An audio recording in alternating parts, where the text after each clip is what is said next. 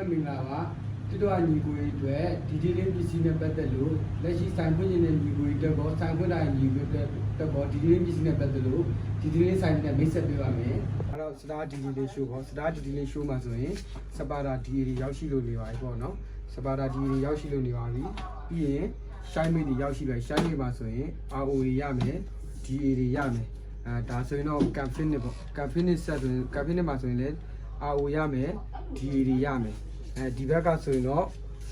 ကားကစ်ပေါ့ကားကစ်မှာဆိုရင်လည်း DA ရမယ် RO တွေရမယ်ဒါကတော့စတာဒီဒီလင်း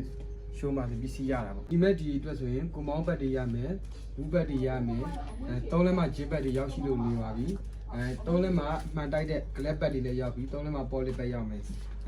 ငါးလက် DA ကြီးအတွက်ဆိုရင်ကိုမောင်းဘက်မှာဆိုရင်ဘောလူကွက်ရမယ်ပြောင်ကွက်တွေရမယ် poly final poly ရမယ်ဂျင်းဘက်တွေရမယ်ဂရီဘာဘက်တွေရမယ်မှန်တိုက်တဲ့ဘက်တွေရမယ်အဲ့ဒါဆိုရင်ဒီဘက်မှာဆိုရင်တော့ဒီအသေးလေးနဲ့တိုက်ချင်တဲ့ညီကိုတက်ဆိုရင်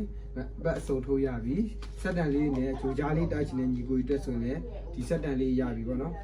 နောက်တစ်ခုကတော့စပါလာပစ္စည်းဒီဒေးပြက်လေးလည်းရောက်ရှိလို့ရပါတယ်အဲ့ဒါဆိုတော့စတာဒီဒေးလေးရှိုးမှာပါနော်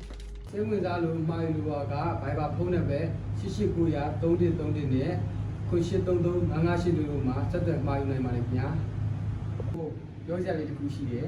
ကြံပြီးလို့ဒီလေးတင်တဲ့ချင်တဲ့ညီကိုတွေ25ရက်4လ2026ရက်နေ့ဒီတင်တဲ့အသစ်စပါပြီတယောက်ချင်တဲ့ညီကိုများအတွက်ဖုန်းနံပါတ်4302515ကိုဆက်သွယ်မေးမြန်းနိုင်ပါတယ်ခင်ဗျာ